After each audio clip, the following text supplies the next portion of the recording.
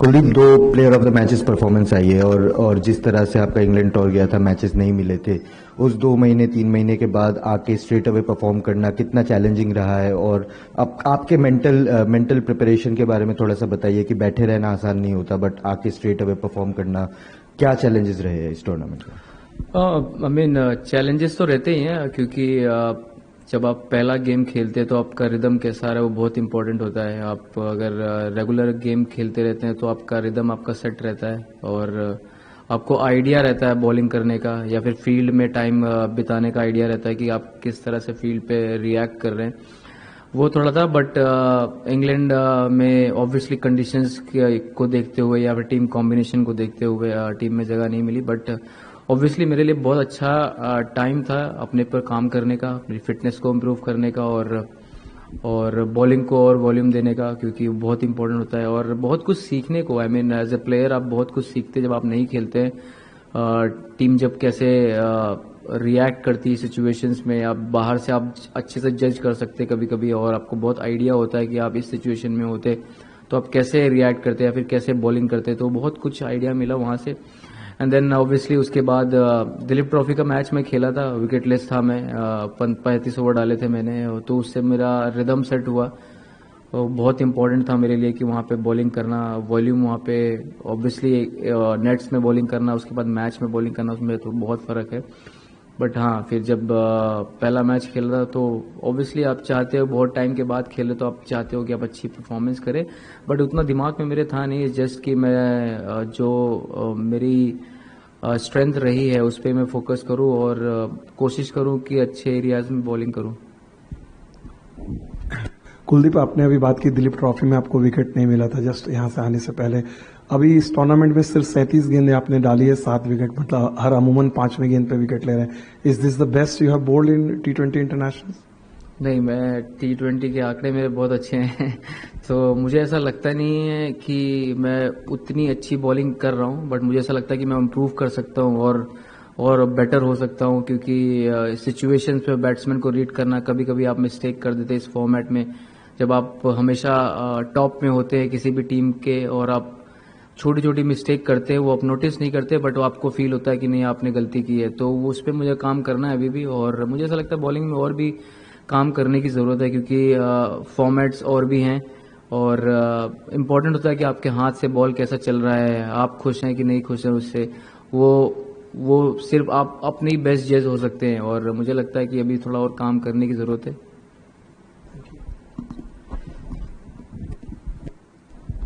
कुलदीप भाई, 2022 के बाद जो चेंजेस आपके बॉलिंग में, आपने काफी बार पहले भी बोला है, रनअप को लेके, एयर स्पीड को लेके और वो सब, क्या वो चीजें मसल मेमोरी बन गई हैं अभी, मतलब 2-3 साल में? एंड जब आपको गेम टाइम रेगुलरली नहीं मिल रहा होता है तो वो चीजें ध्यान में रखना कितना इंपॉर्टेंट है जब आप वापस खेल रहे हैं? तो नहीं, अभी एक्चुअली वो मेरा रिदम सेट हो गया है और उतना उसमें प्रॉब्लम नहीं है मुझे। और मुझे ऐसा लगता है कि छोटे छोटे से एंगल्स यूज़ करना बॉलर्स के लिए वो बहुत इंपॉर्टेंट होता है। और एज ए रेस्ट स्पिनर मुझे हमेशा लगता है कि आपका रिलीज पॉइंट कैसा है, आप कैसा आपकी फिनिश कैसी हो रही है, आपका बॉडी ट्रांसफर हो रहा है कि नहीं हो रहा है। जब आप नहीं खेलते तो आपके दिमाग में ये चीज़ें बहुत चलती हैं, बट ऑब्वियसली वीडियो एनालिस्ट के हेल्प से बहुत आइडिया हो जाता है कि आप कैसी बॉलिंग कर रहे हैं। तो अभी मुझे ऐसा लगता है मेरा रिदम बहुत अच्छा है, क्योंकि स्टार्टिंग में मुझे जब मैंने चेंज किया था तो मुझे टाइम लगा था, बट अब यूज्ड टू हो गया हूँ। Kuldeep, from the Champions Trophy, of course, that was 50 over format, but are the surfaces a lot different now as compared to then? If yes, how is that adjusted and synced in the way you bowl? And secondly, the work that you're putting into your batting, because obviously so much focus on number 8, wanting to bat in T20 cricket, etc. So just the work that you've done in that aspect. Obviously not worried about batting, even whenever you get opportunity to bat during next session, I generally bat, and it's very important to bat in the game. That's the most important thing for any batter who wanted to improve his batting. So match में batting मिलना बहुत important है, but obviously I've been working a lot on my batting. Secondly, In terms of the pitch conditions, I feel these wickets are perfect for the spinner because you get the bounce and the zip. If you compare to the Champions Trophy wicket, the wickets were very slow, and you have to put a lot of revs on the ball and to get the extra bounce and the pace as well. So if I see now as a pitch for bowler, it's perfect. As well as for batsmen, it's perfect. You know, if you compare to the Champions Trophy, that was slow track and it was very difficult for batter to score runs and even for rested spinner to get the bounce and turn and to produce any kind of wicket. Kuldeep, you are part of a 4-man spin attack in the Champions Trophy. यहाँ पे 3 of you are playing. Can you just tell us about the chemistry between you and Varun and Akshar? No, pretty much very simple. You know, everyone knows their job, and my job is to take wicket in the middle overs. Akshar, obviously, we have seen him bowling in the power play, and he done the controlling job for us. And obviously, between me, Varun, and Akshar, we are very experienced in T20 format and understand the role very well. And giving a lot of inputs really helped me or anyone who is bowling in the middle. So yeah, whether it's Akshar or Varun and me, you know, whenever whosoever is bowling first probably assess the conditions really well and then probably suggest something. So it's good combination and we are very happy with that. Kuldeep भाई, पाकिस्तान के साथ आपकी लगातार performance आती रही है 2018 से लेकर अब तक. ये जो हमने पिछला मैच खेला, ये कितना डिफरेंट था, क्या आप बता पाएंगे? और क्या ऐसा होता है कि आपकी परफॉर्मेंस हमेशा आती है? मतलब हार्दिक भाई भी है, रोहित भाई भी थे, विराट भाई भी थे, बट ये कुछ लोगों की परफॉर्मेंस, क्या ऐसा स्पेशल कोई अलग मोटिवेशन होता है, स्पेशली प्लेइंग अगेंस्ट पाकिस्तान, कुछ अलग चलता है माइंड में? और ये वाला कितना डिफरेंट था? नहीं, डिफरेंट तो नहीं था क्योंकि आप पिच पे उतरते हो तो कोई डिफरेंट नहीं होता. आपके सामने एक बैट्समैन होता है, उसको आप बॉल डालनी है और इट्स जस्ट द माइंडसेट कि आप चाहते हो कि आप उनके अगेंस्ट बेस्ट करो और आप चाहते नहीं हो कि आप पीछे हटो कोई भी स्टेप लेने में. तो हमेशा मोटिवेशन यही रहती है कि इनके अगेंस्ट अच्छा करना है. ऑब्वियसली जो हमारी हिस्ट्री रही है वो देयस उसकी वजह से भी हो सकता है, बट हाँ, इट्स जस्ट कि बहुत लकी हूँ कि अच्छा परफॉर्मेंस हो रहा है इनके अगेंस्ट और ऐसे ही चलता रहे तो ज़्यादा इंपॉर्टेंट है. और बिल्कुल कुछ ज़्यादा स्पेशल करने की कोशिश नहीं करता.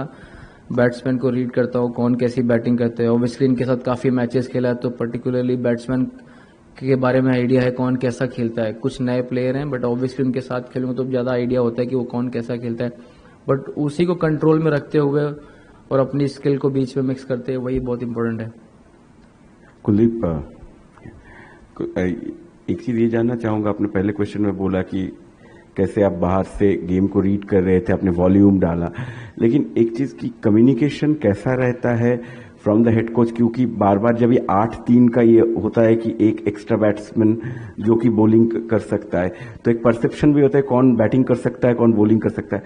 और आपने जब भी टेस्ट खेला आपका परफॉर्मेंस हमेशा अच्छा रहा है, कभी ऐसा नहीं है कि कोई इनकंसिस्टेंट पुअर परफॉर्मेंस रहा है टेस्ट में. तो ऐसे सिचुएशन में 2 महीना एक कंट्री में हर रोज निकलना, प्रैक्टिस पे वो टाइम देना, मेंटली कैसा रहता है? कोच के साथ क्या कन्वर्सेशंस होती है?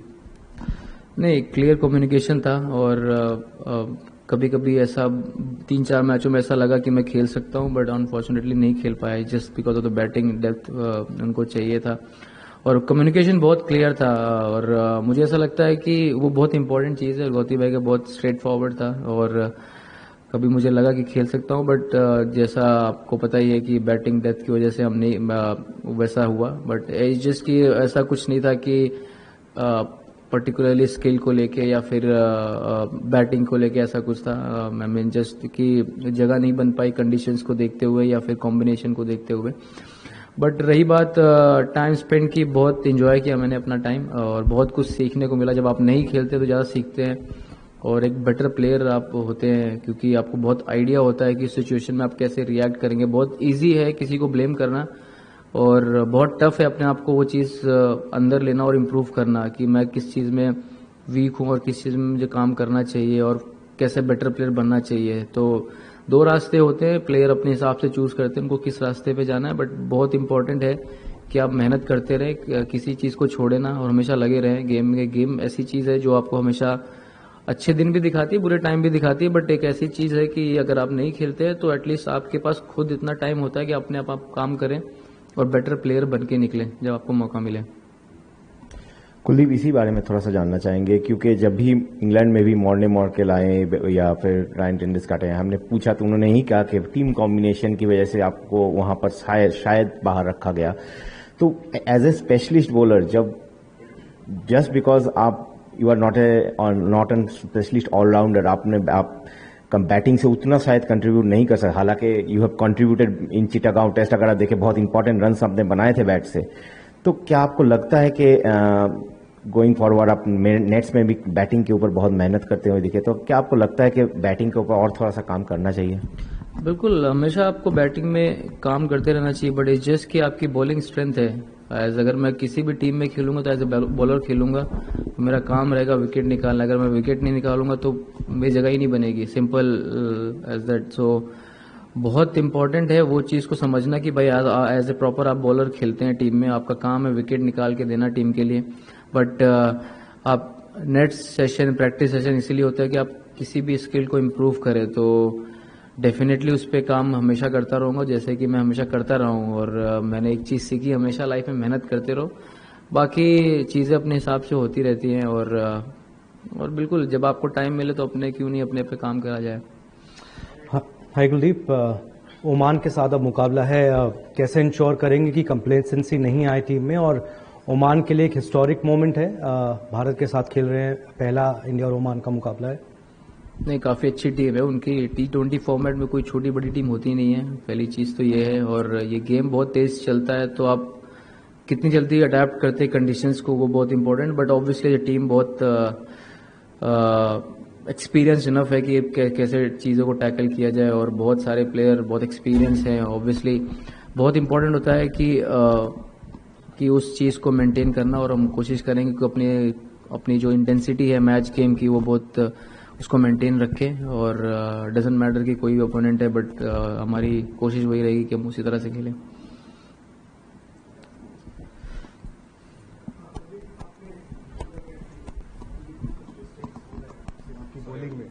हाँ सॉरी कुलदीप, आपने बोला कि कुछ मिस्टेक्स 2 मैचेस में जो भी खेला आपने, और कौन सी ऐसी गेंद होती है जब कुलदीप यादव के हाथ से निकलती है तो आपको लगता है now I am doing well, I am bowling well, ऐसा है आपका? ये मैं क्यों बताऊंगा मैं आपको कि मैं कैसा फील कर रहा हूँ। मैं ऑब्वियसली अब जब बॉलिंग करते हैं तो आप बैट्समैन को रीड करते हैं। कुछ अच्छे बैट्समैन होते हैं जो अच्छा खेलते हैं, शाहीन अफरीदी बहुत अच्छा खेल रहे हैं, पिछले 2 मैचों में बहुत तोड़ाई कर रहे हैं। तो छोटी छोटी मिस्टेक आप करते हैं, फिर आपको रियलाइज होता है कि शायद मैं ये बेटर कर सकता था। और ये गेम ही ऐसा है, जब आप फेल होते हैं तो भी आप सीखते हैं। तो हर गेम आपके लिए परफेक्ट नहीं होता है, और हर जो गेम होता है वो आपके लिए फेलियर भी नहीं होता है। तो आप कहीं ना कहीं उससे इम्प्रूव करते हैं और उससे सीखते हैं कि आप कैसे बेटर हो सकते हैं। तो हाँ, बॉलिंग में आप चाहे 5 विकेट ले चाहे 6 विकेट ले, हमेशा उम्मीद रहती है कि आप बेटर चीज़ें और कर सकते हैं। कभी विकेट मिलते, कभी नहीं मिलते। Kuldeep, you mentioned to Kushan's question about, how you kind of kept yourself in the game in England for all the 5 test matches, even if you're not playing. Do you think football helps you in doing that? Because of your love for football, you practice commentary, you do everything else. It actually is following some other sport and getting yourself immersed in some other sport, taking your mind off cricket, allows you to kind of do what you do better and keep yourself involved and deal with mental health challenges, especially when you're perhaps not playing? 100%. I mean, if you follow other sport, you get to know how it feels when team is performing really well, and you see the bench strength of their team. They have some unbelievable bench strength, and you see them. Okay, when you focus on them, okay, say they're not getting enough time, like 20 minutes, 15 minutes, but they are so good players, they can start in any game. But yeah, you see other teams and you see how they play, the big teams especially, and when they play against the small team, how they react, the communication, the final decision making is so quick, you hardly have enough time to react. And obviously I play cricket on the field, that's my job, and after that I just enjoy football. There's so many games, you just watch them and enjoy, because even in any sport you just watch them and admire them, how they play. And especially in team games, the communication, the connection between the players, how they lift each other, that's more important.